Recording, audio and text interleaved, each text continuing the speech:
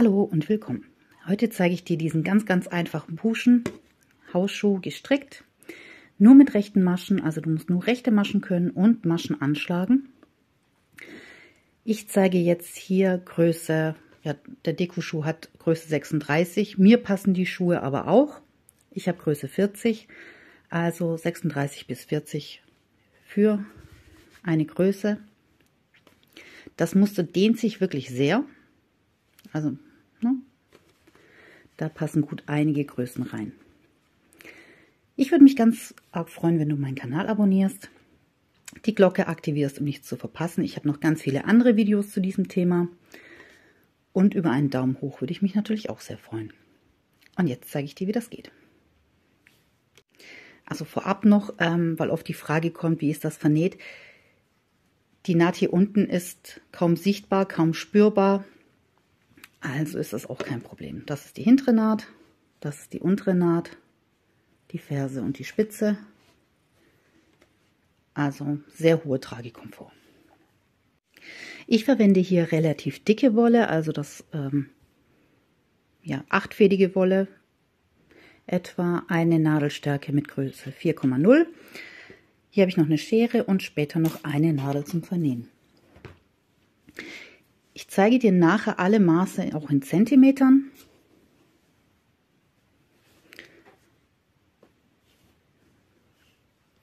Und so, dass du dann selber nachmessen kannst. So. Ich schlage jetzt in meinem Fall 42 Maschen an. Das entspricht etwa 21 Zentimetern. Mach dir eventuell eine Maschenprobe, um zu schauen, wie viele Maschen du anschlagen musst, um auf 21 cm zu kommen. Für eine kleinere Größe weniger Maschen anschlagen. Wie gesagt, da sich das Muster sehr dehnt, ist das jetzt geeignet für 36 bis 40. Wenn du jetzt für 35, 36 machen wollen würdest, dann würden vielleicht auch 19 cm reichen. Und ich kann dir leider nicht sagen, wie viele du mit deiner Nadel und deiner Wolle anschlagen musst. Das musst du wirklich selber ausmessen. Also etwa der Fußlänge unten entsprechend die Maschen anschlagen. Wie gesagt, ich mache jetzt meine 42 und dann sehen wir uns wieder. Nach dem Maschenanschlag geht es weiter nur mit rechten Maschen. Ich mache es in meinem Fall immer so, dass ich die erste Masche stricke und die letzte dafür nur abhebe. Viele machen das auch umgekehrt, dass die erste Masche abgehoben wird und dafür die letzte gestrickt wird.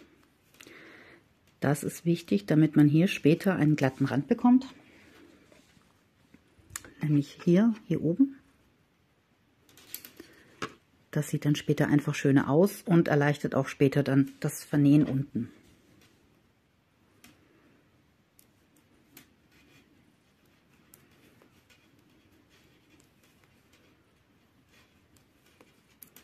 So, wie gesagt, nur rechte Maschen.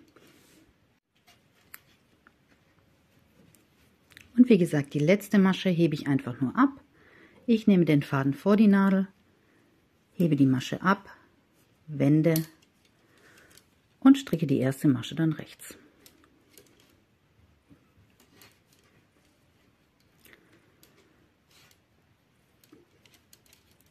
Ich stricke jetzt insgesamt 26 Reihen, bis ich 26 Reihen einschließlich dieser Anfangskettmasche sind das 27.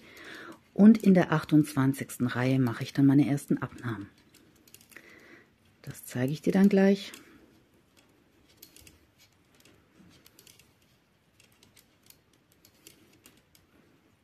Ich stricke jetzt erstmal hier weiter nur mit rechten Maschen. Wenn du natürlich sehr viel dünnere Wolle verwendest, solltest du hier auf eine Höhe von etwa 7 cm kommen. Also hier in der Breite jetzt 21 cm und in der Höhe jetzt etwa 7 cm stricken. Der erste Teil ist geschafft. Und jetzt nehme ich die Hälfte der Maschen ab. Ich habe 42 Maschen insgesamt, das heißt, ich nehme jetzt in meinem Fall 21 Maschen ab. Dafür stricke ich immer 2 Maschen rechts zusammen. Ich gehe jetzt von der Seite rein und stricke die beiden Maschen zusammen ab. Dann setze ich die Masche wieder zurück auf die erste Nadel und stricke diese dann mit der nächsten Masche zusammen wieder rechts ab.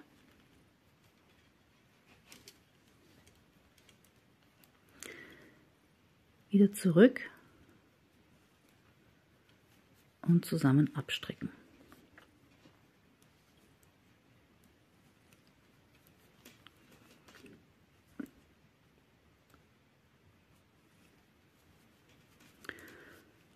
Fünf.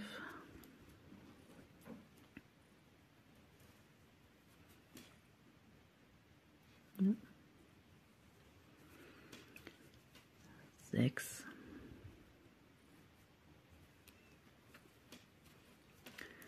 7.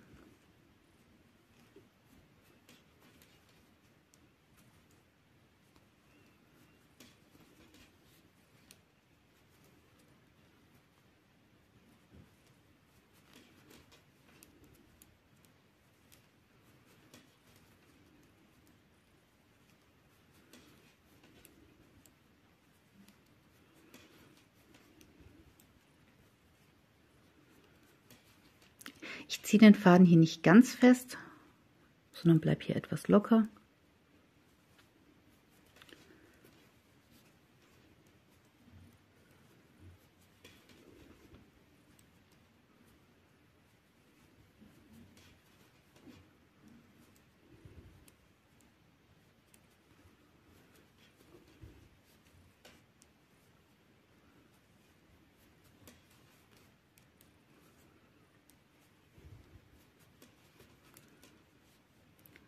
So, jetzt habe ich noch 2, 4, 6, 8, 10, 12, 14, 16, 18, 20, 21.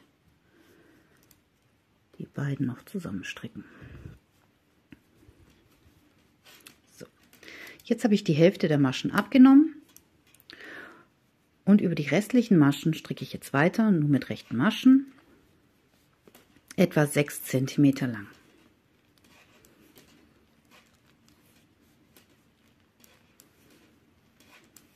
In meinem Fall wären das dann 20 Reihen ungefähr.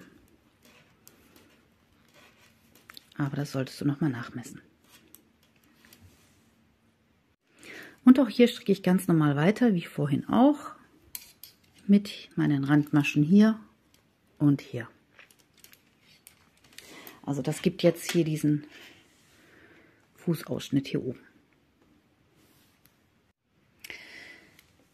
Ich bin jetzt mit dem Mittelteil fertig und wir messen mal nach.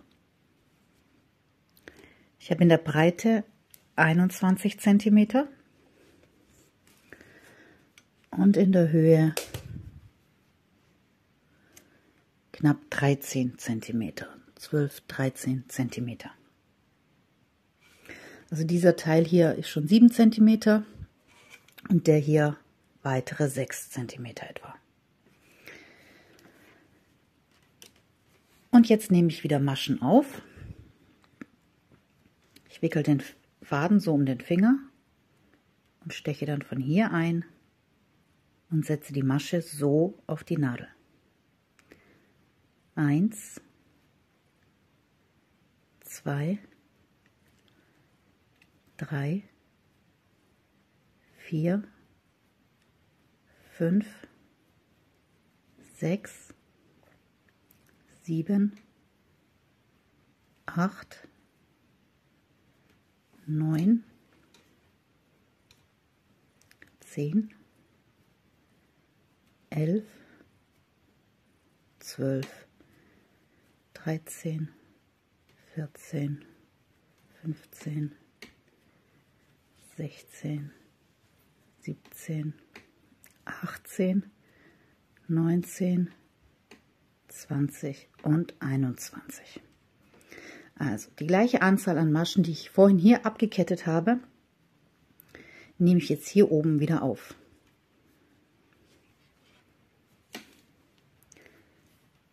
Und dann stricke ich weiter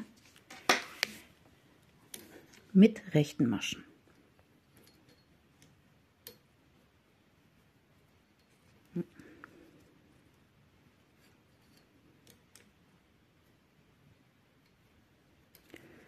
Da muss ich jetzt alle Fäden erwischen.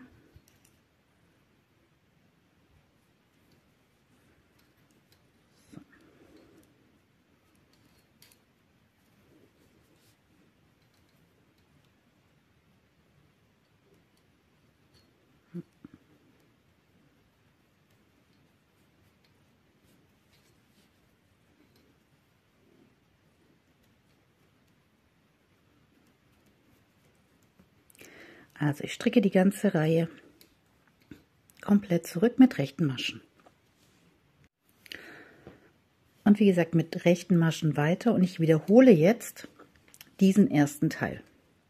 Also so viele Maschen wie du hier oder Reihen wie du hier gestrickt hast, machst du jetzt hier oben genauso nochmal.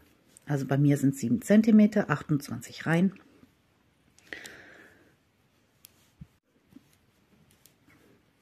Und ich zeige dir gleich dann nochmal die Endmaße.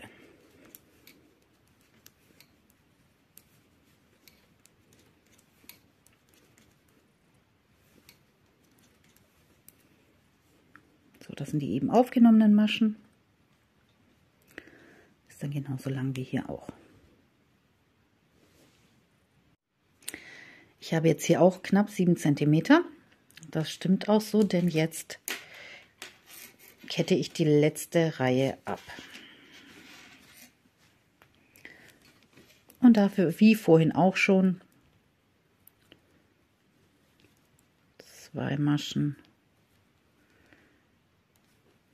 zusammenstricken. Die Masche wieder rüberheben und mit der nächsten Masche wieder zusammenstricken.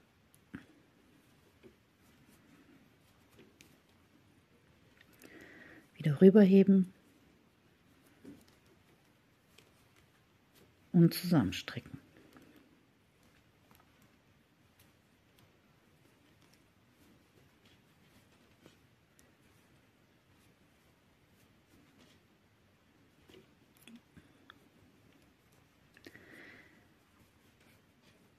Das mache ich jetzt die komplette Reihe entlang.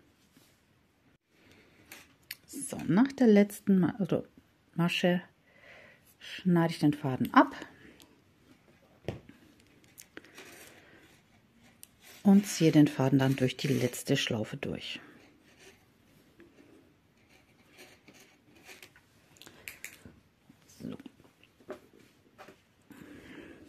So sieht das Ganze jetzt aus und ich messe nochmal nach. Also hier in der Breite, wie gesagt, 21 cm. Wenn du eine kleinere Größe haben möchtest, kannst du auch hier je nach Fußlänge entsprechend die Maschen anschlagen. Gesamthöhe sind jetzt 19 cm, aber das dehnt sich hier unwahrscheinlich.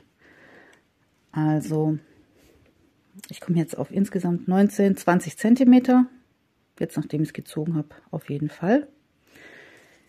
Der mittlere Teil hier sind 6 cm, fast knapp 6 cm. Und der obere Teil ist natürlich dann auch wieder 21 cm breit.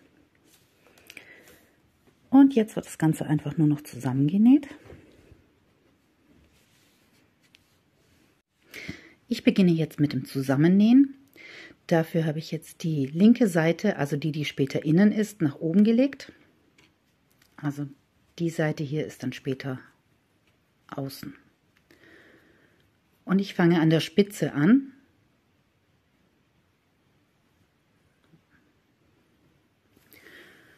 Fädel hier meinen Faden ein. Und gehe jetzt Masche für Masche unter dem Rand einfach durch. Also ich vernähe nicht beide Seiten, sondern gehe nur auf einer Seite Masche für Masche durch.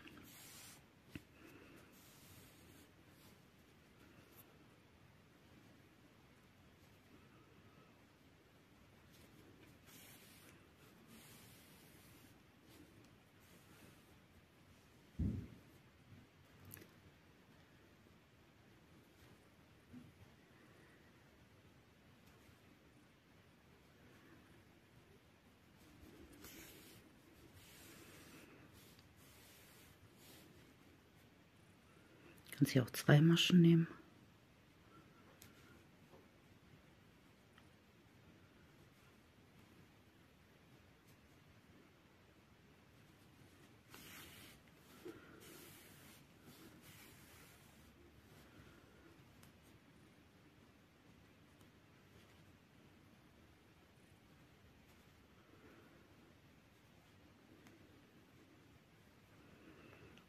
Bis zur anderen Seite.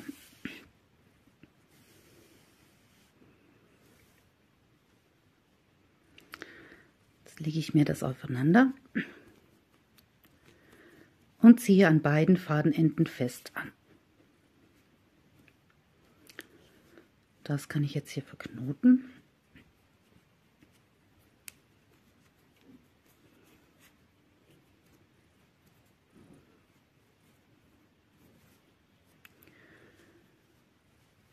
Und jetzt vernähe ich hier oben diese Lücke, damit hier kein Loch entsteht.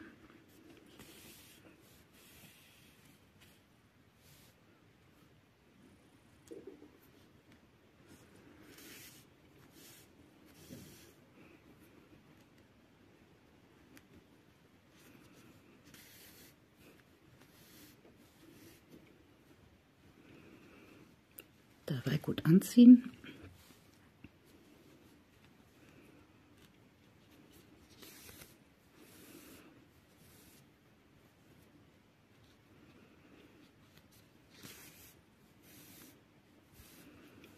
Nochmal prüfen, dass hier auch wirklich kein Loch ist.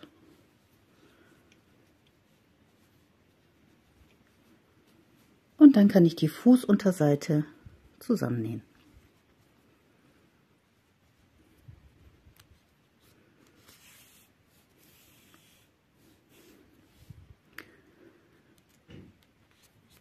Ich nähe meistens die beiden inneren Maschenglieder miteinander zusammen. Du kannst auch beide zusammennähen, wie du möchtest.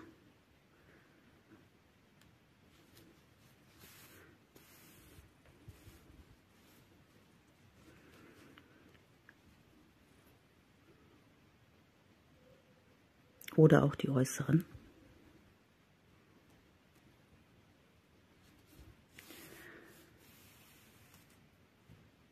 Und so gehe ich jetzt Masche für Masche durch.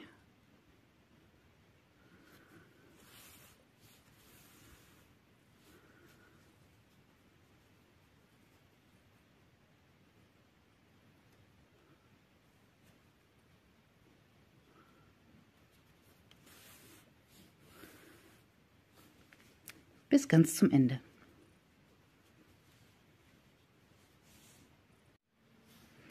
Nachdem ich die Fußsohle fertig habe, nähe ich jetzt noch den hinteren Teil zusammen.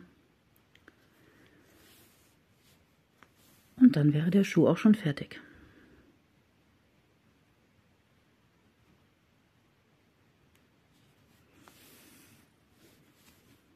Ich zeige dir gleich noch, wie das aussieht.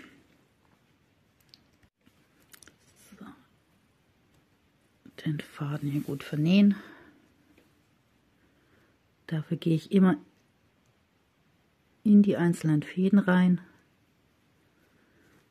so dass sich das etwas verhakt.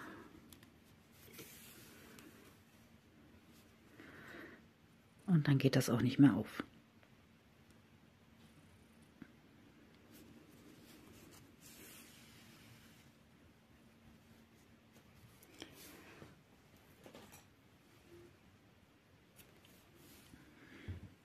Die anderen Fäden vernähe ich auch gleich noch, aber jetzt zeige ich dir erst den fertigen Hausschuh. Wenn du möchtest, könntest du jetzt natürlich hier oben noch einen Häkelrand machen.